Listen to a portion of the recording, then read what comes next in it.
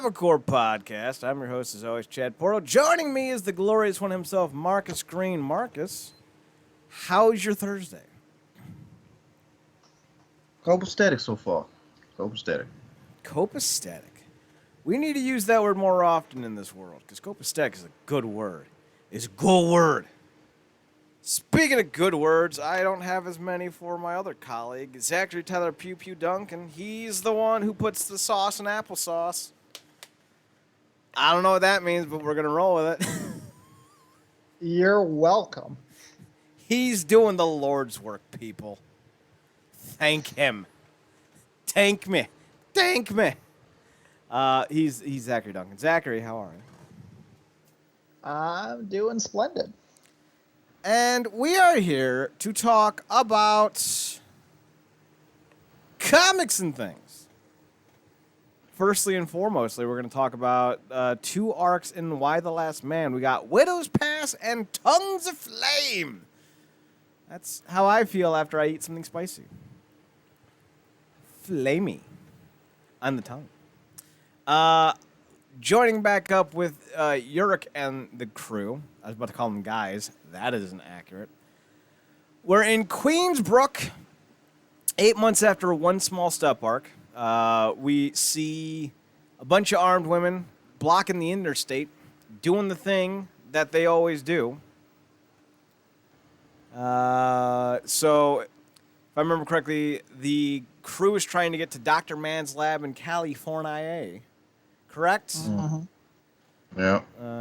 And then I think there's a birth, if I remember correctly. Mm-hmm. Can't trust anything. Guys, the series definitely doesn't have as many big notes to it as The Boys. That's the one thing I'm remembering while I'm rereading this. You guys are in your first go with Y the Last Man as a story arc. How do you guys feel about this in terms of big moments? Marcus, we'll start with you. You know, I appreciate it as almost like a bit of a palate cleanser from The Boys, because The Boys was great, but it was a lot. Yeah. It made me appreciate, even as wacky as the series can get, made me, appreciate that more, and in a lot of ways the book just as much, but it was a lot to take in. With this, it's a dial down, but it's effective in the smaller moments, like in this particular this two-part arc with the women and the blockade and everything. Like they had this standoff. Yurik had this standoff with this lady, and you didn't know what happened. And before that, they had another instance where the gunshots went off, and you didn't know, who got, if you will. Shout out to All Truth. But they do really well at making like small moments like that matter. And even in the 20th issue, that whole thing finishing off with that basically Agent 711. That was a really good thing, because you didn't know how that was going to go. Well, I didn't anyway. Kind of felt like it could have went either way depending on what decision got made when she was kind of brought him to his breaking point. So I think they do really good at keeping you invested when they're not doing these weird plays in the middle of the issues. Mm-hmm. And then, like I said, I think it's a cool palate cleanser. Like I said, it doesn't make all your sensories go wild, because even though The Boys had a through line to it, sometimes it felt like a free fall. With this, there's a nice through line consistency. Like I said, the dialogue is smart. You can ride along with it and have those high moments, have those sad moments, and just have those wacky moments. And I think they keep a good line with that. So I appreciate it. Zach, what about you? Yeah, I agree with Marcus. The Boys was a lot. It was such a sensory overload, from the graphic visuals to the utter bullshit that Garth Ennis decided to spew out on every single page. And the Y the Last Man it's a quick, easy read. There's not a million words on each page. You get the gist of what's happening with few words, which is what comics are supposed to be. And not everything has to be this huge climactic thing, because then the huge climactic stuff it gets degraded. It gets watered down because there's just so much of it. So I dig the pace that why the Last Man has. I do wish that we got more in the way of, I don't want to say epicness, but I think that's the close enough term that I can think of. I do feel at times these arcs are almost filler. Yeah. You know, it doesn't really move the story along, but maybe that's also not the point. Maybe part of the point is that we're supposed to look at these more mundane, very insular kind of incidents as what they are, like the new everyday. Uh-huh. And that's a real big genre in Japanese art, in manga and anime. What do they call them, Zach? Marcus, do you guys remember? Slice of life? Yes, that's what it is. A slice of life. And I almost feel like that's what Why the Last Man is, or at least gravitates around, is this idea of the new slice of life. So I find it vastly interesting, the just dramatic tonal shift, because I thought Why the Last Man had a lot more in the way of shock, but I'm finding out that as we go through this again, that maybe when I read it, because like I got back into comics maybe 7 years ago, and Why the Last Man was one of the first books, because I'd always heard about it, that I picked up and read. I was like, oh my God, this is so shocking. I hadn't read Preach yet. I hadn't read The Boys yet. I didn't realize what was coming. But definitely when I came back to reading comics, this was definitely one of those books that I was like, oh my God, this is so shocking and riveting, and oh my God. No, it's not so much. In Tongues of Flame, 24 and 25, York and company finally reach California. California surfing. That's not how the Beach Boys goes. Yorick briefly leaves a sleeping Dr. Mann in 355 behind to examine a nearby church. There he meets a second girl named Beth, to who he described the events of Widow's Past to. They bang. That's not what it says, but that's literally how I'm going to describe it. They bang like bunnies. Oh, no. Rip to Thumper. Rest easy, little fellow. You know, hopefully whole and not in pieces, but still rest easy. That's a conversation for another show. Amazon's Kim and Yorick scares off using parlor tricks, because apparently Amazons are afraid of Yorick's terrible sleight of hand. But hey, there you go. Beth got laid, and now they're off to San Francisco. Again, very kind of minimal, very kind of, routine kind of situations. Nothing too shocking. Definitely not like Walking Dead, where every issue someone dies, it feels like. Wasn't his other girlfriend named, his girlfriend named Beth? Yeah, that was irony. Yeah, that was Yes. irony of the moment, yeah. The irony. Zach, do you think this... I know the answer to this, so I'm asking this very tongue-in-cheekly. Do you think that him sleeping with Beth will have any repercussions down the road? Obviously. Right. If it wasn't gonna have any bearing on the future, then she wouldn't have been named Beth.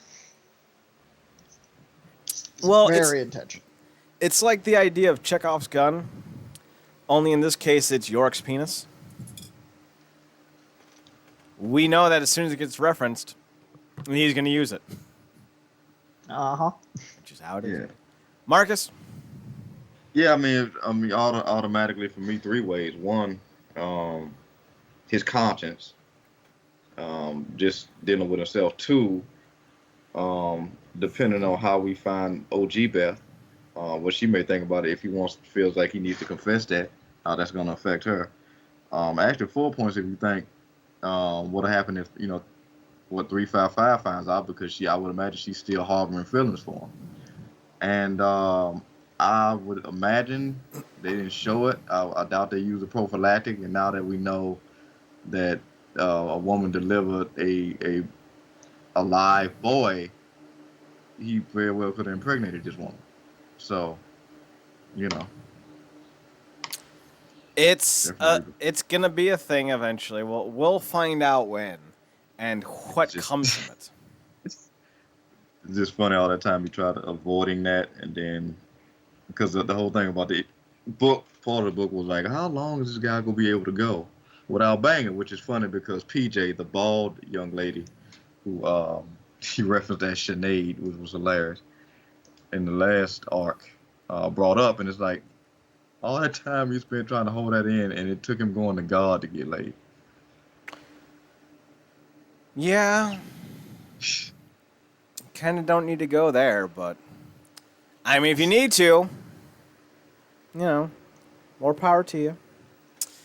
So overall, I do know for a fact that we will eventually pick things up on a much grander pace eventually. A lot of this book is about him just kind of traveling.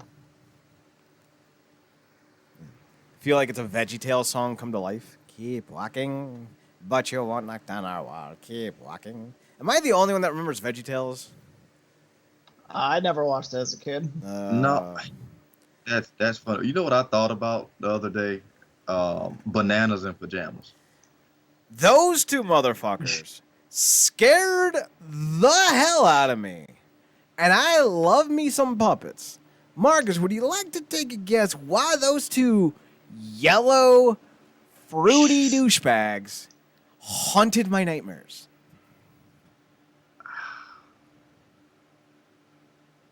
Just go ahead and drop it on me. They never blinked. Now, there was an animated portion of the show where they blinked, fair enough. But as soon as they brought out those giant fucking costumes, little homie Chad was like, no!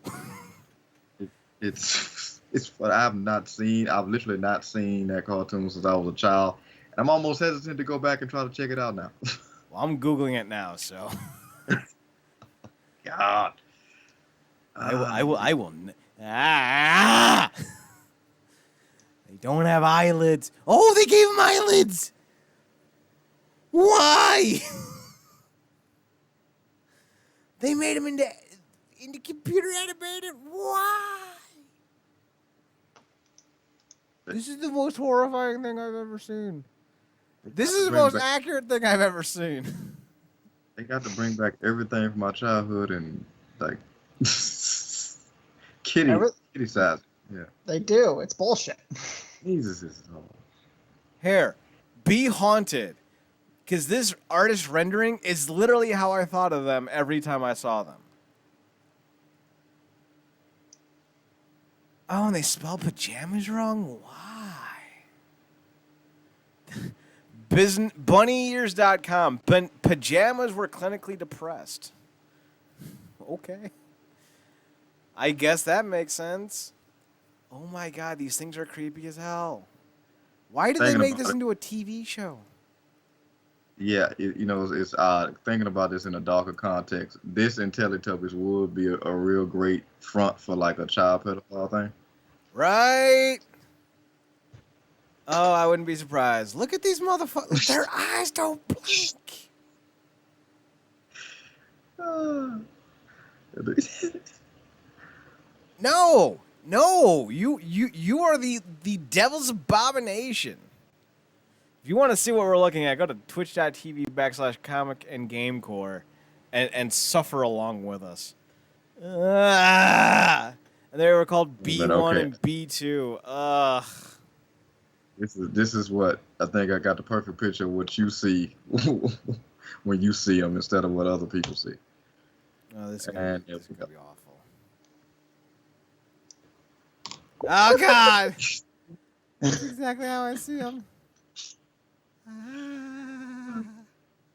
No, thank you. You creepy bastards. No. Let's talk about Doom Patrol. Because I need to not think about them for a while. Like that and people who get tattoos on their skin to make it look like they have holes in their skin. Like, those are the two things, man. Like, that's it. I don't have a long list of phobias. But bananas with eyes that don't blink, again, the cartoon was fine. It's the live action stuff that creeped me out. and like creating holes on your skin to get that effect, like like, you know, if you ever lay on something that has like a pattern and it indents into your skin, Mm-hmm. like if you show me that after you come off of it, I'm not gonna be well.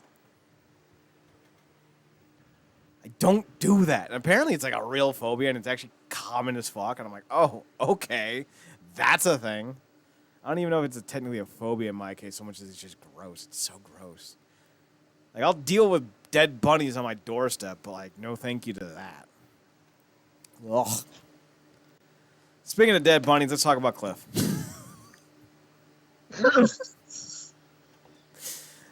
I feel like Cliff is a giant walking dead bunny. Or maybe he's the thing that always kills the bunny.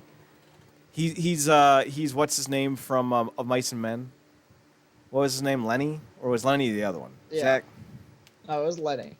I feel like Cliff is just big old Lenny. Or Chris Farley from Tommy Boy. I like to rub it and squeeze it, and you're naughty. You're naughty. You're not. Then I killed it. So yeah, that's basically what I have at this point. Zachary, how did you feel about this week's episode in Finger Patrol? There were very different like rages of emotions going on in this one. Like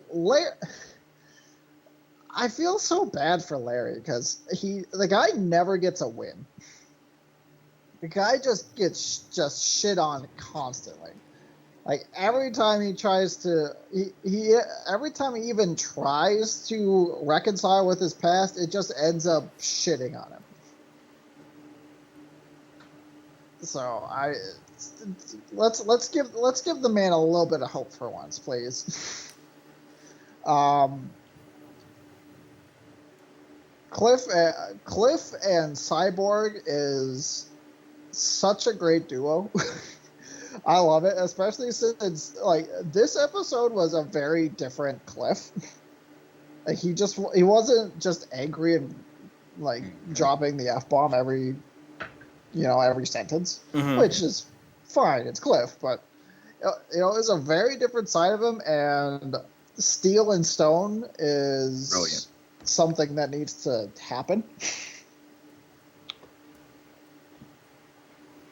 Marcus, Absolutely need it. thoughts on the episode? Especially, I want to hear your thoughts on basically Cliff removing a dude's finger. Yeah, I mean, I think this episode more than most. I think I told you this last week. This show, even with its like obviously comic book background and I guess superhero roots, this show specifically and the way they tell the story really makes it a like psychological thriller / horror with comedic moments. Like Zach is 100% right. Like it's just a roller coaster of emotion. Like the whole thing with the Cliff is great because there is a bit of optimism, but I think there was some poignancy with that conversation he had with Chief, coming off of that great exchange he had with Cyborg about like I know I have these memories, but it's like it's leaving me, and it's like your heart breaks for him all over again. It's like going back all the way to I think that was episode 1 of one of the early episodes in season 1. Where he was remembering, like I guess walking his daughter up the steps before he like learned how to do it, all over again. And that it's like I said, the tragedy with these folks is crazy. But yeah, Steel and Stone, brilliant. Larry, man, this guy needs like every hug ever. And the whole thing with the finger is just. It's just hilarious because I don't know, like I feel like we needed the SpongeBob moment when Cyborg left the car because I don't know how long they was banging, but I felt like it was like 6 hours later. Freaking still sitting in the car, and then all of a sudden these things come up. It's like, oh yeah, these guys are supposed to be superheroes, but again, he's conflicted because it's like this is not what the freak I do, but this is wrong. So it's like, it was just hilarious, and if like we go a couple episodes where he's just collecting parts for himself later. That's funny, and those Rocket Raccoon references are gonna keep coming up. But yeah, man, this episode. I mean, if you if you thought the Larry stuff was gonna be the heartbreak ending, the underground stuff was I was like, wow, they really just dropped the entire guillotine on your emotions with that part. So yes, it was crazy. So, the heartbreaking moment of the entire episode obviously goes to Larry. His son called the Bureau of Normalcy on him. Yeah. Dick move. And the Bureau of Normalcy accidentally killed Larry's grandson. Dick move. Luckily, though, the great-grandson got to, not be dead thanks to Rita, because Rita is essentially the Superman of the series. Basically. If you need someone to do something stupid, she will go with you because she doesn't think you can do it yourself. Face Jack the Ripper, she's there. Deal with a brick that is broken, she is there. Take on the Bureau of Normalcy at a old dude's, even older dude's dad's farm, something. Or it's like, all right, she's there. Like, this is who she is, the true hero, and I appreciate that. So, thoughts on how that part ended?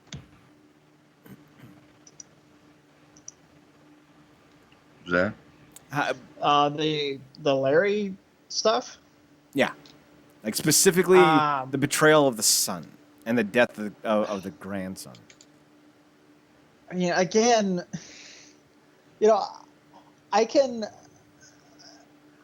see the great thing about this show is that it's just so, like, it's bizarre, especially the previous episode with the fucking sex demon. That was just wild.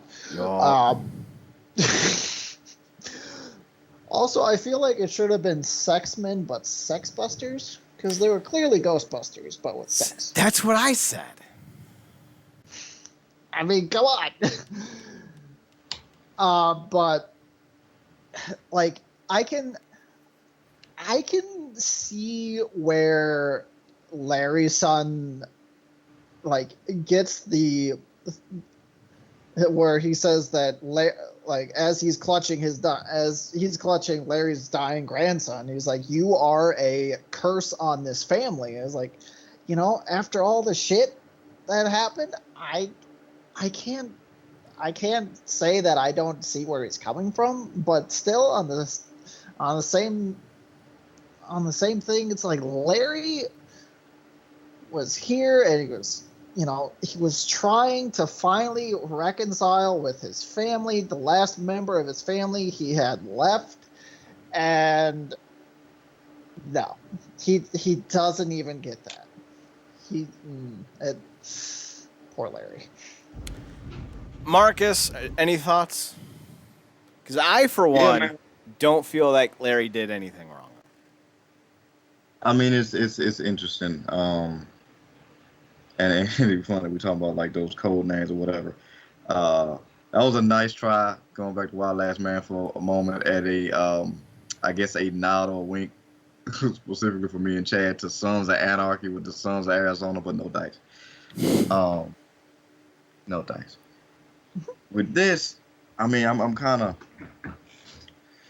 It's weird. I think I'm with Zach on this, because it's like his closeted lifestyle.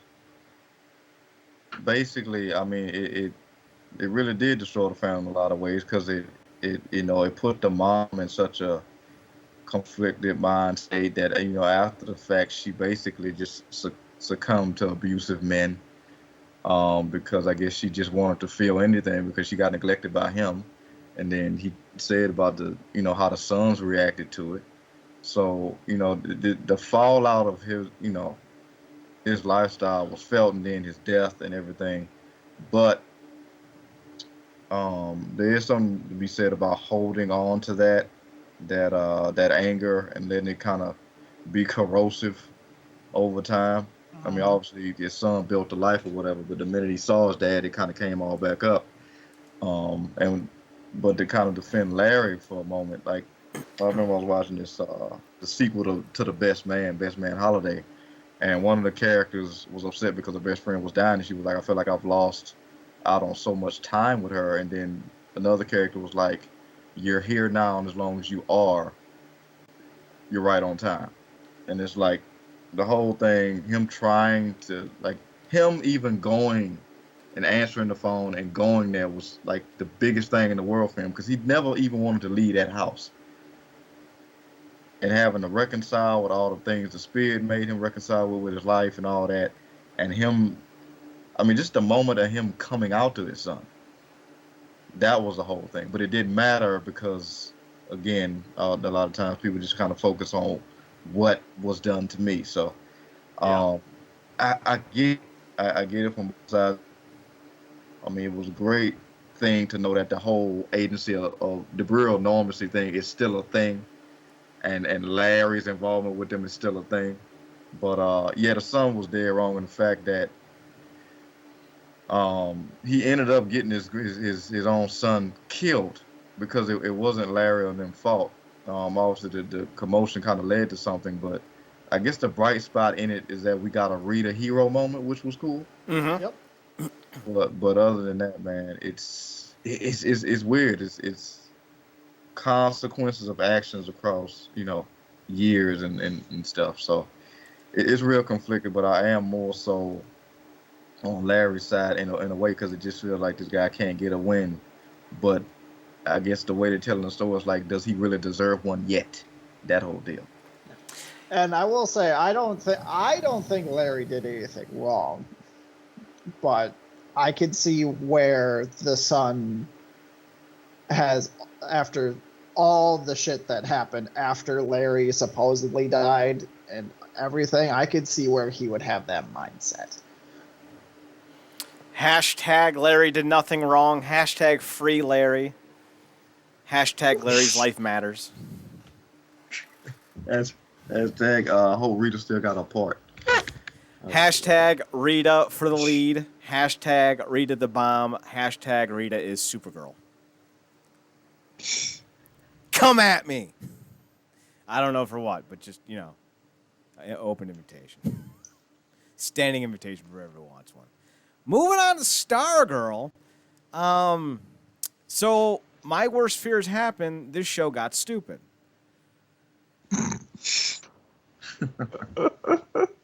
Hey, the son of a supervillain who definitely knows my identity and totally ran away from me and wants me dead.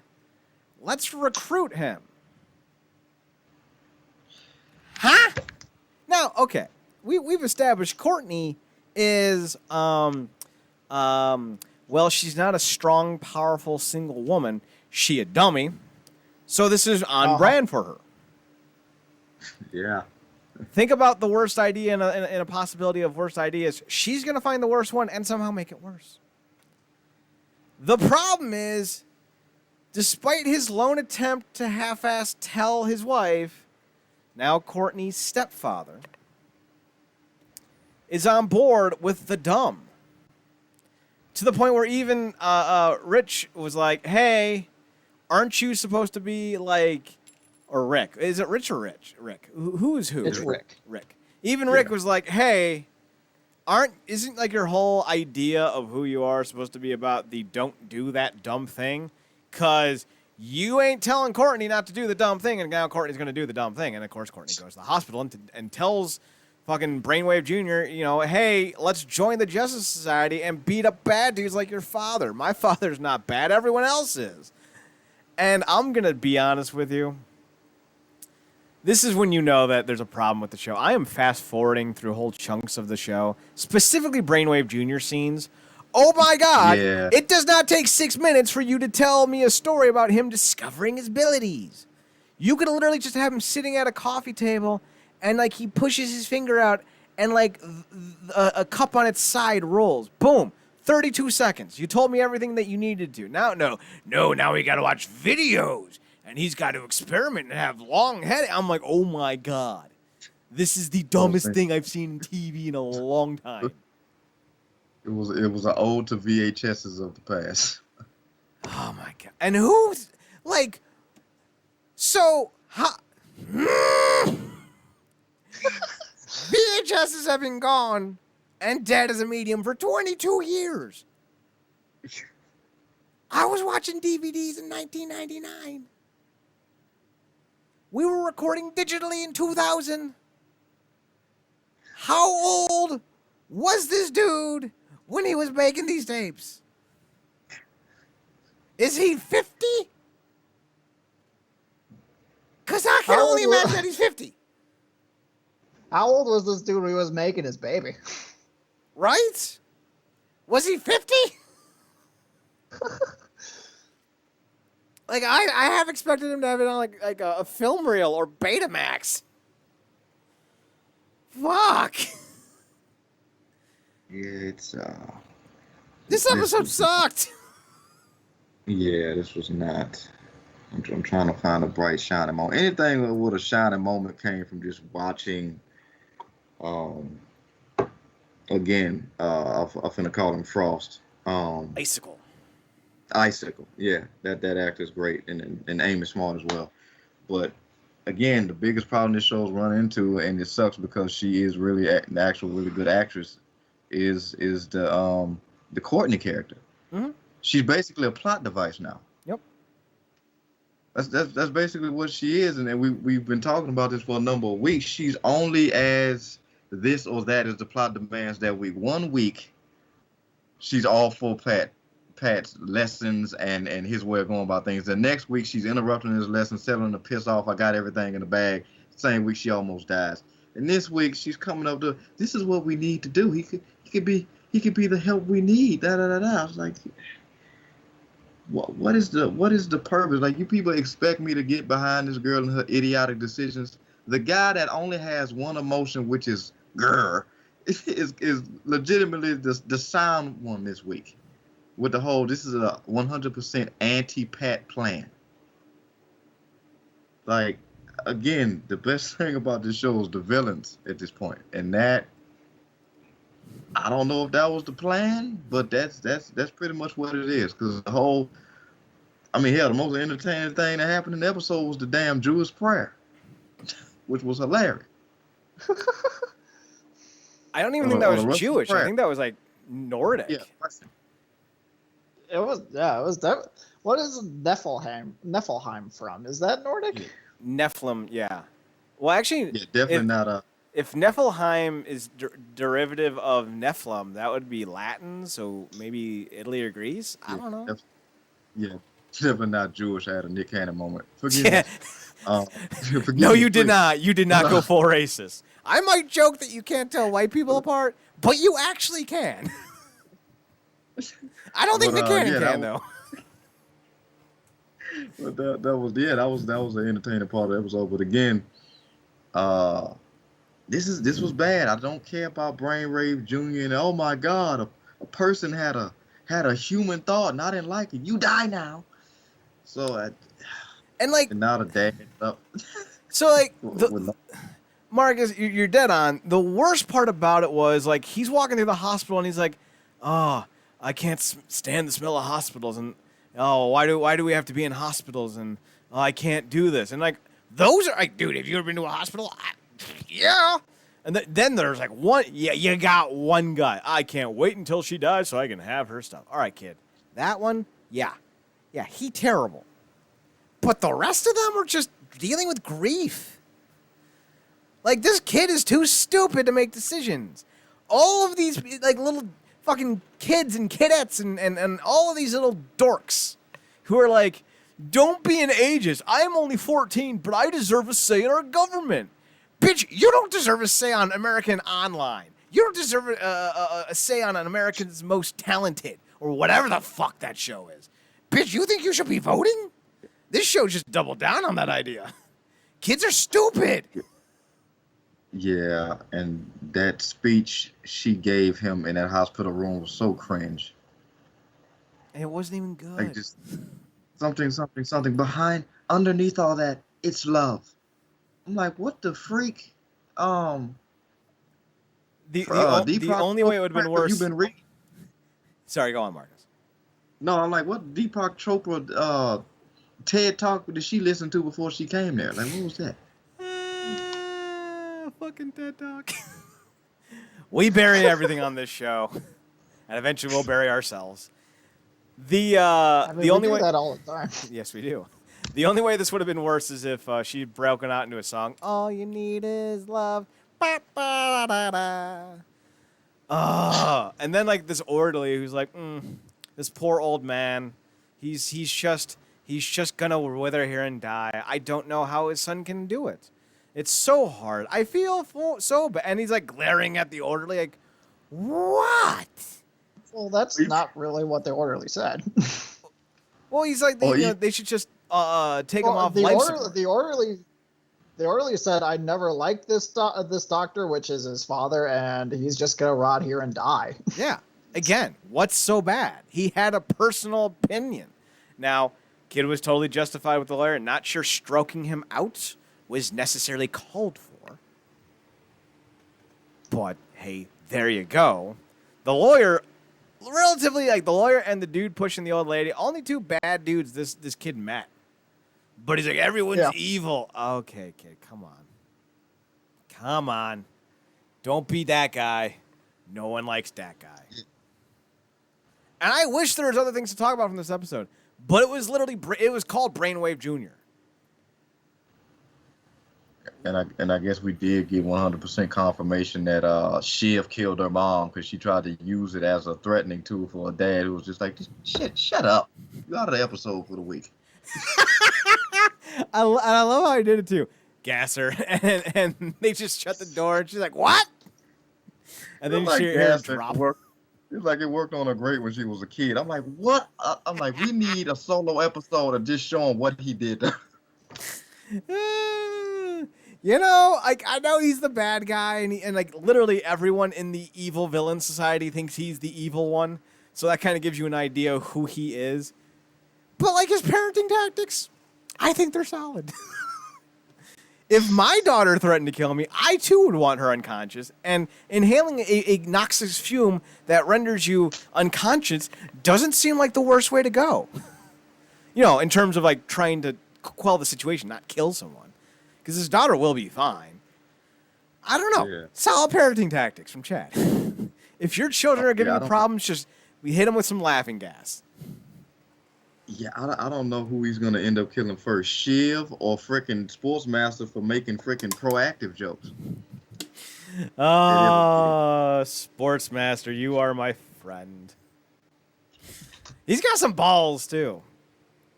Like, everyone's afraid of this of the Dragon King, but Sportsmaster's like, Dragon King?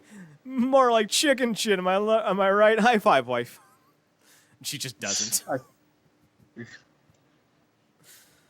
I'm very excited to see how the Injustice Society plays off. And, of course, next week we have Courtney doing a dumb thing while Courtney's mom's like, you let her do what? So next week's episode's going to be interesting. Do we like how she figured out about Icicle? Yeah. Well, yeah. I think it tracks. She's overly paranoid with everything. Like, we've seen her almost...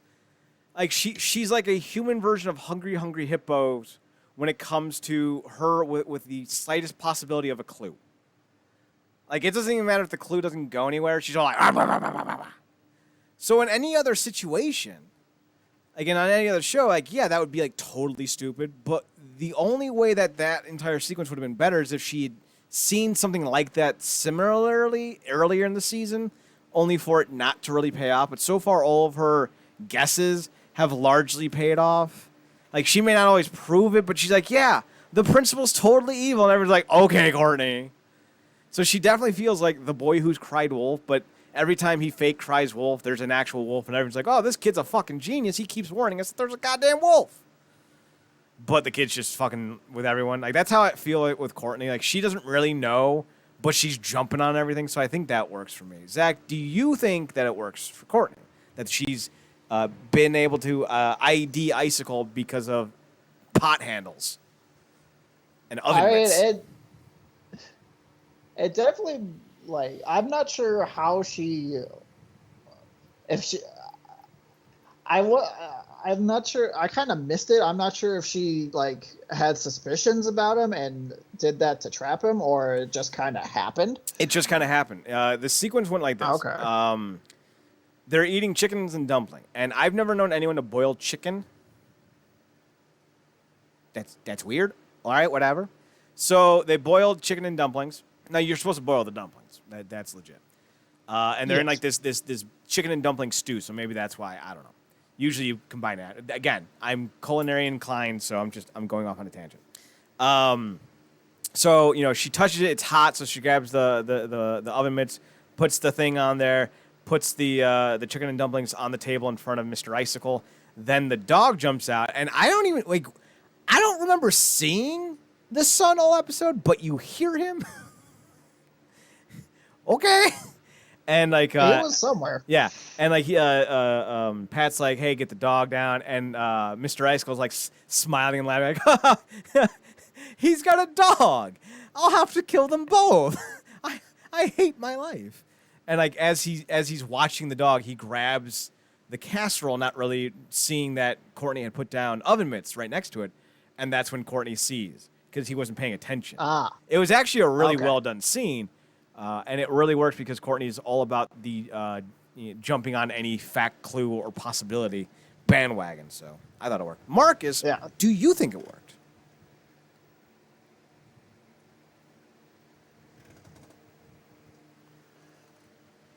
All right, no Marcus. He finally got sick of our asses.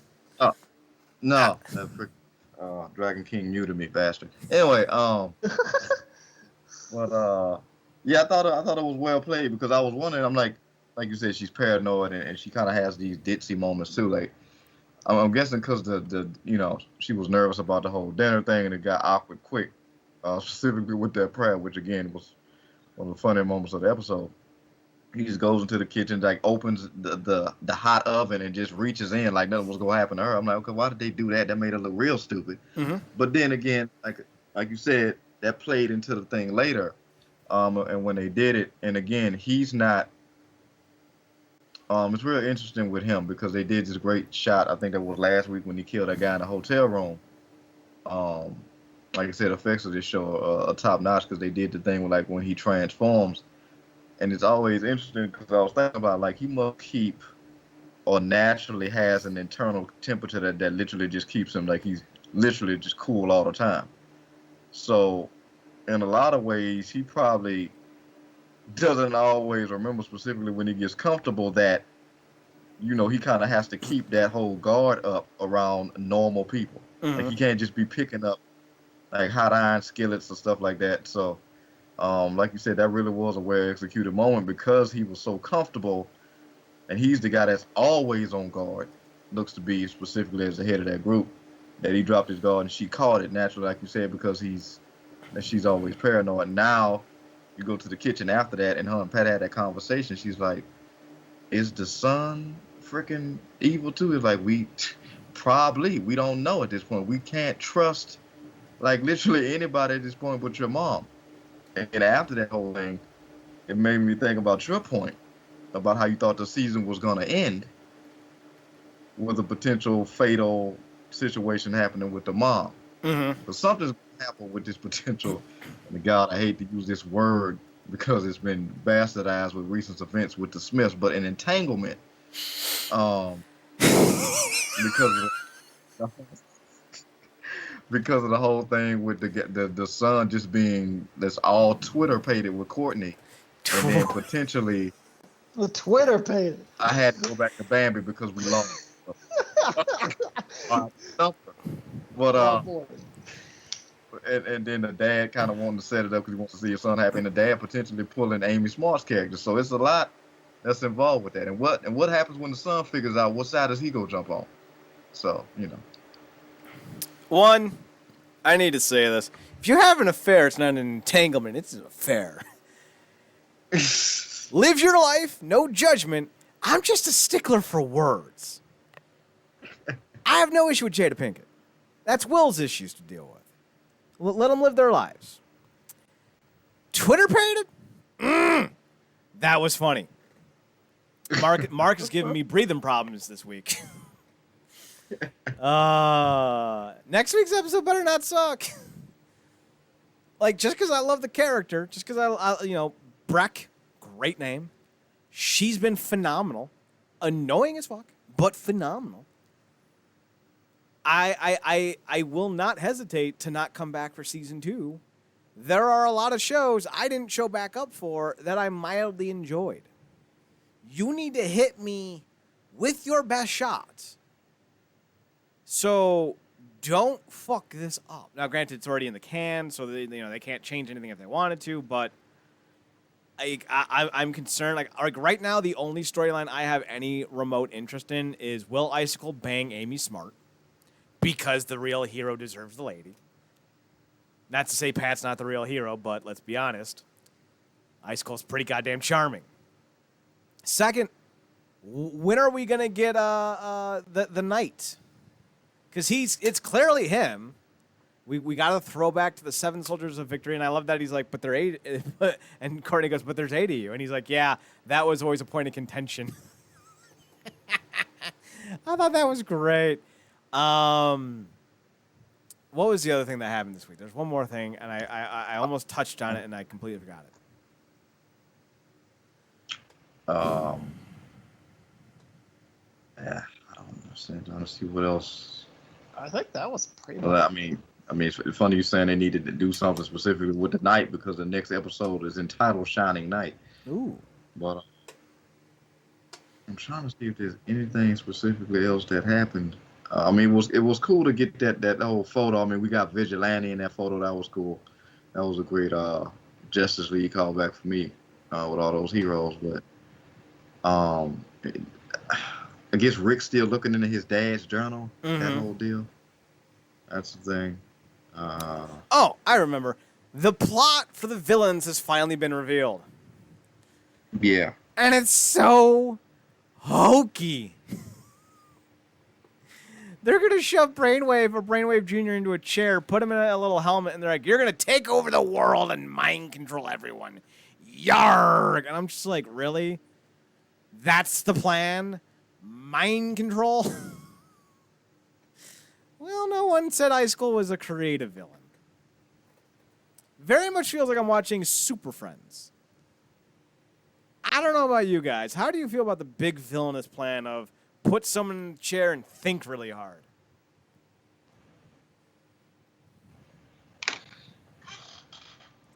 Yeah. I'm not. I don't hate it. It's not something that's like earth-shattering or completely original, but it's like, I mean, their whole thing is their whole thing so far has been they want to make the world better for their kids. It's just like, okay, sure. Just it's nothing about this show has been incredibly like mind-blowing, but it's I'm rolling with it. Yeah, it's interesting. Like they did something similar to this in season 2 of Supergirl with this thing called Myriad. And the only thing that says, and I'm pretty sure a million other shows we watched that we if we thought hard enough right now we could bring up, but one of the most unoriginal plots, specifically when it comes around in these type of shows. The only thing that does save it is the villains, because right now I'd rather sit and watch an entire hour of the ISA have a conversation in that room with that round table, being interrupted by Grundy in the basement, just bumping on the door, than go through any more Brainwave Jr. episodes. But again, that's and it being led by somebody like Icicle, who does not have these just dastardly for dastardly sake intentions, that helps. But again, it's such a hokey type of deal. And then now we got the dad who's awake, but apparently is back to being the guy that we got in the first VHS tape without his power. That's gonna be an interesting dynamic because he's just gonna take his dad's place, and then, or is his dad gonna get caught in the crossfire, or is his dad will remember, and then we get two brainwaves. It can go either way. So, That's an interesting idea. I didn't even think about. How much, is the father even gonna have his powers? You have to think that there might be some repercussions of him waking up and being in a coma for, I don't know, 10 weeks, 10 episodes? I don't know. So we'll see. We'll see how it goes. Let's move on to a interesting idea. Could The Chilling Adventures of Sabrina, why did that show fail? Because the name was terrible, move to Riverdale?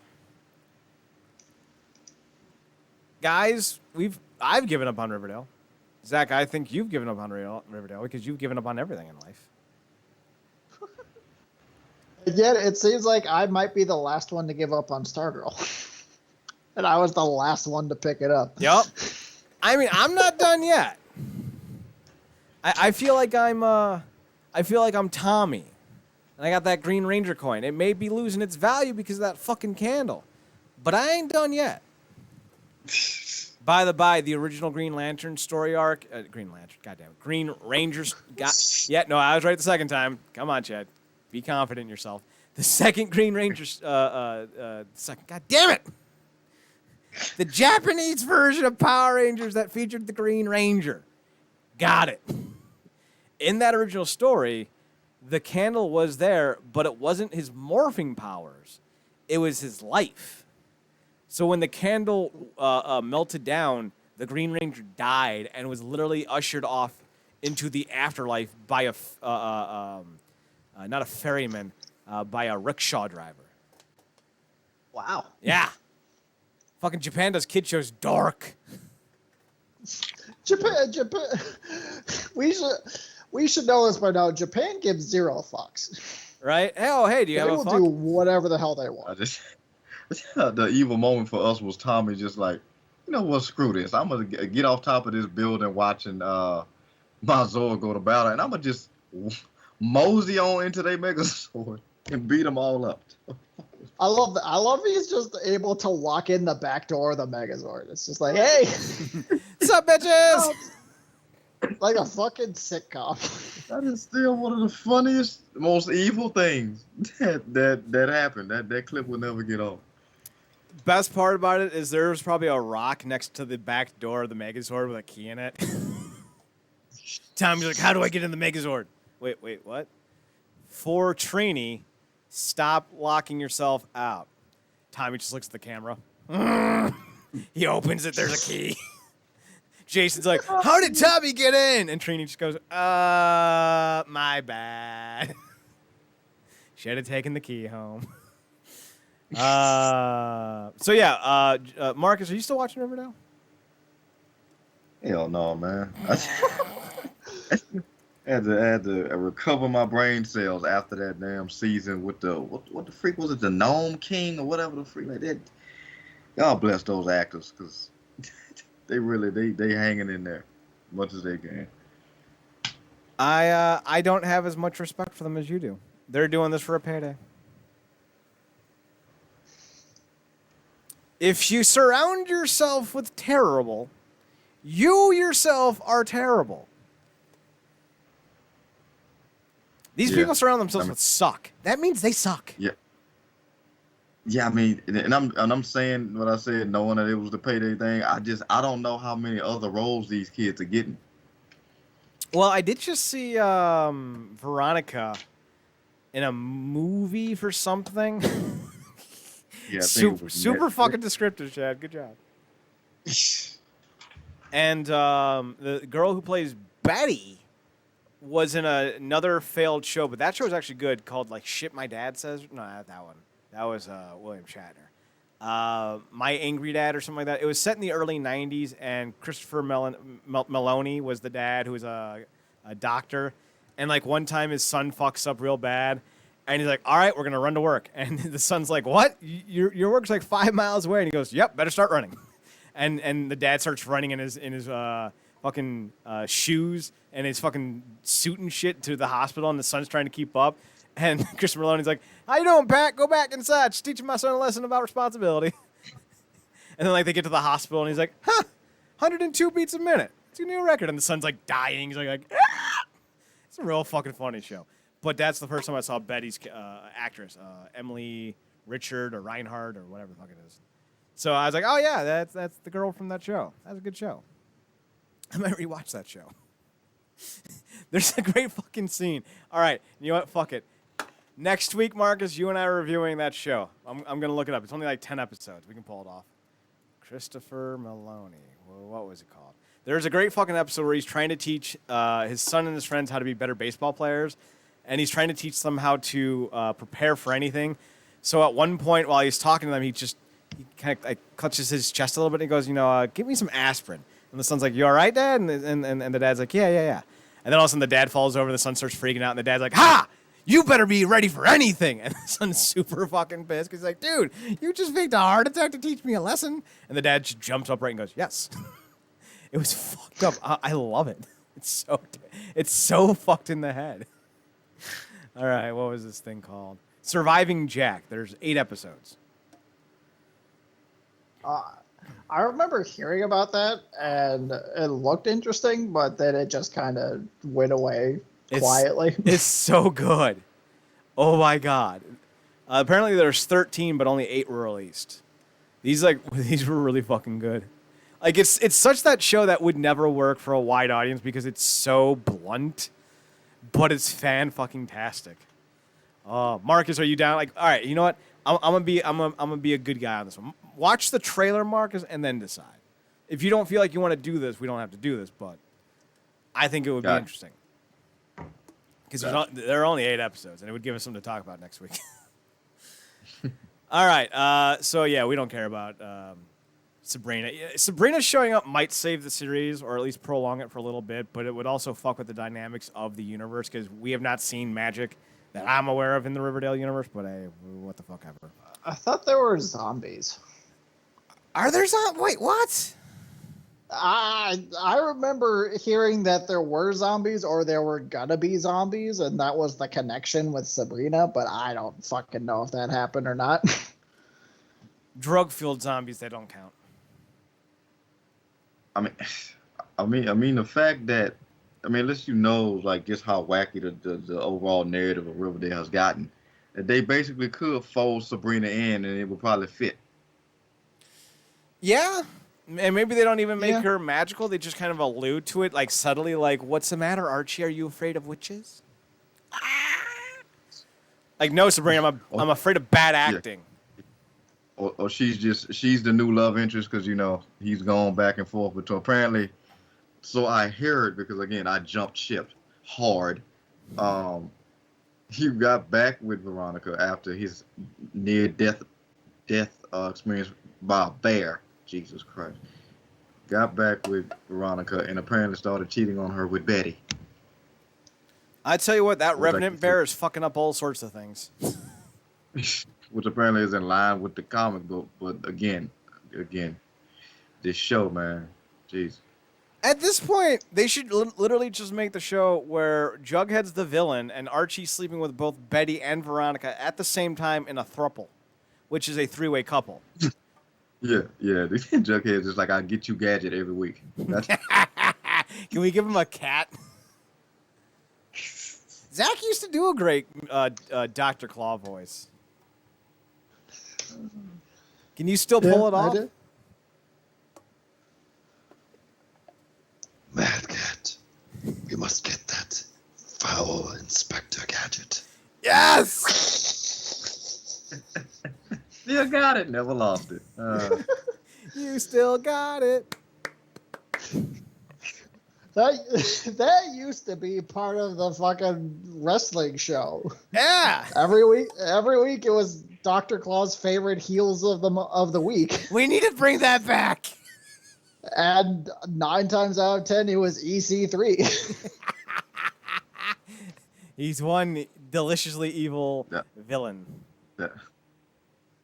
I guess depending on what happened at Slammiversary, it'll be the perfect time to bring it back, depending on who returns. I think there's going to be a shitload of people. I think we're going to see Bring in Taylor Wilde, everyone. I don't give a shit. EC3. What's that? Just bring in everyone. I don't give a shit. Except- Everyone that put in the hype packages, just bring them in. Might as well. They cut half the roster.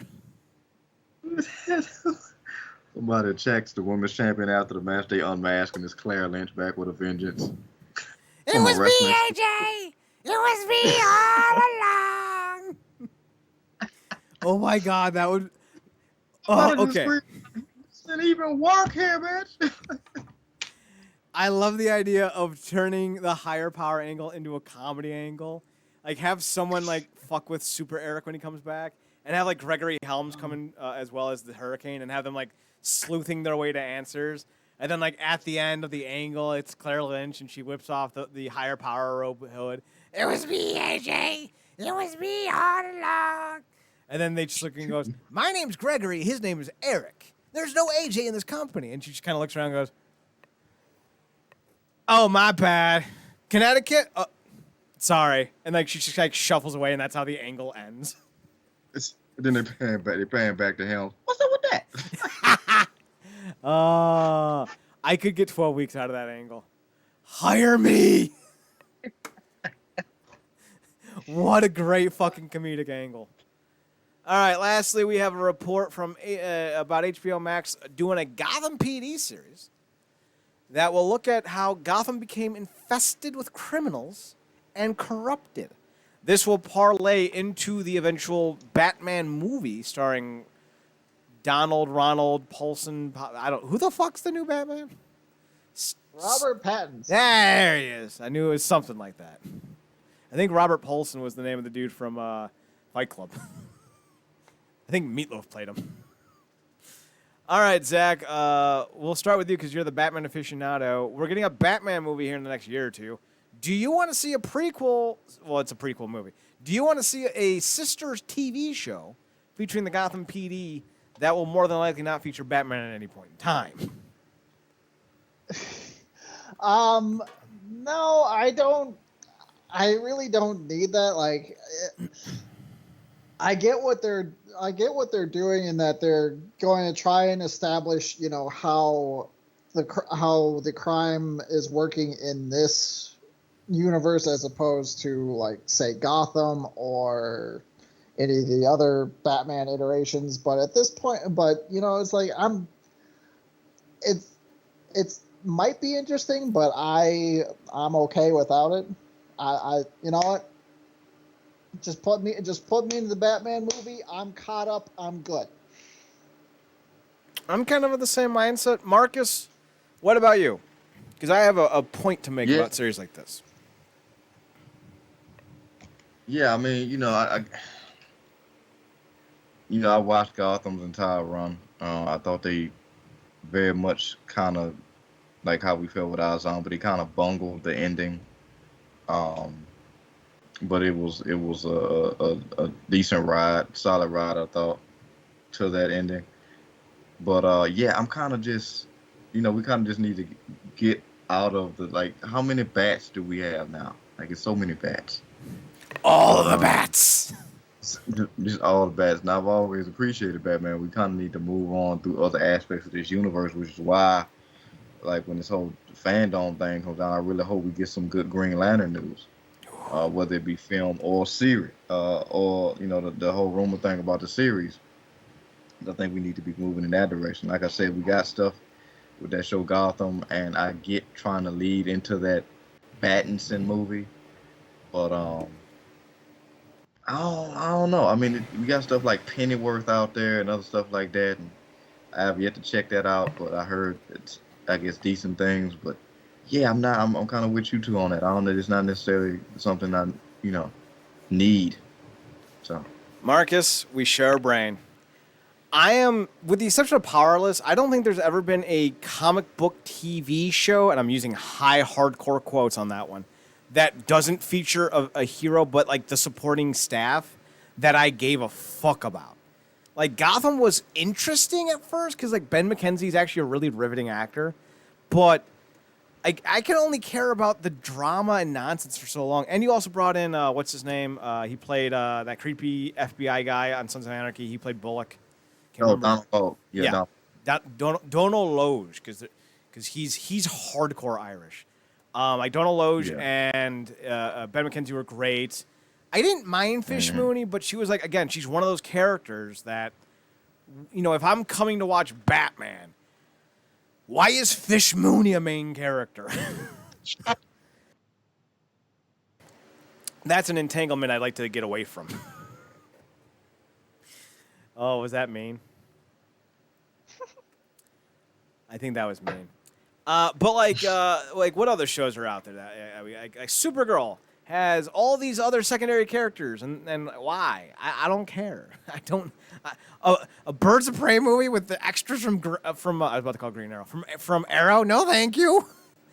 Like Powerless was mildly to really entertaining depending on the episode, and it had a really great cast. There was only one character I didn't like, and it was that large lady who was always trying to be like super stoned and funny. I'm the best. No, you're the worst. Get off my screen. But when I think about doing like Pennyworth, who the fuck's gonna show up for that? Who cares about Lois Lane? We're here for the spandex crew. Can we get them, please? So no. I don't give a fuck about a Gotham TV show. I don't give a fuck about a Gotham PD show. I don't give a fuck about a Gotham Fire Department show. Stop giving me these fucking shows. I will tune into your show if you have a Batman TV show or a Superman TV show. I don't need to know about Batman's mechanic. I'm good. So yeah, fuck this show. No love for this show. This show, no. I'm sure the new dude playing Gordon will show up, and I'm sure he'll be awesome because he's a good actor, but, fuck that show. If it's not Swole Gordon, I don't care. You bring in Swole Gordon, all right, we'll talk. No, Jim with a Y. That's right. It was Jim with a Y Gordon. Yeah. Jim with a Y.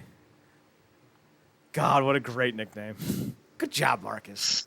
Good job on that nickname. All right. So, any other news, Marcus, that caught your eye, or Zach? No. No, I didn't see anything. Light week. That's fine by me. So, with that being said, let's call it here. We will be back on this brand next Thursday, maybe reviewing Surviving Jack, maybe just reviewing Stargirl and Doom Patrol. But we'll see. Be sure to tune in Saturday night at twitch.tv/WrestlingUnderground. That's July 19th. Hang on. 17th. 18th. I can do math. July 18th, after Slammiversary ends, me and Marcus will be live talking about Slammiversary. And then Zach and I are back on Wednesday talking about his thoughts on Slammiversary, and as well as the first episode back and any news that may have come after we record on Saturday. Marks and I will also be back on Tuesday as well, talking wrestling on the other spheres in this realm that we deal with. NWA nonsense we'll get to, and all that stuff. Marks can be found on his personal Twitter at ParadoxKid, ParadoxKid. That's me. You can also find him on his other podcasts on True Penny Show on Twitter. That's The True Penny Show. True Penny Show on Twitter. TruePennyShow. Thackeray can be found on Instagram and DeviantArt at Radiance2020. RADIANCE20. What was that? Did I just say Zoot? Zoot suit riot. Throw back a bottle of beer. All right, you can find him at his others at Instagram at Radiance120. That's RADIANCE2020. There we go. Got it right. There it is. You can also find me on Twitter at Chad NerdCorp, ChadNerdCorp, as well as on Instagram at Chad's Photo Hut, ChadSPhotoHut. We'll be back next Thursday for another edition of ComicCorp right here on twitch.tv/Comic and GameCorp. Find us on Podbean, Spotify, and iTunes by searching NerdCorp. Links down below or on the website, and the website is realnerdcorp.com, your one-stop shop for all things us. That's wrestling, comics, games, and otherwise. That's realnerdcorp.com, RealNerdcorp.com. So for Zachary Tyler Pew Duncan, I'm Chad Porto. He's Marcus Green. We're done. We'll see you next week. Gentlemen, say goodnight, and Marcus, say goodbye. Good night, me.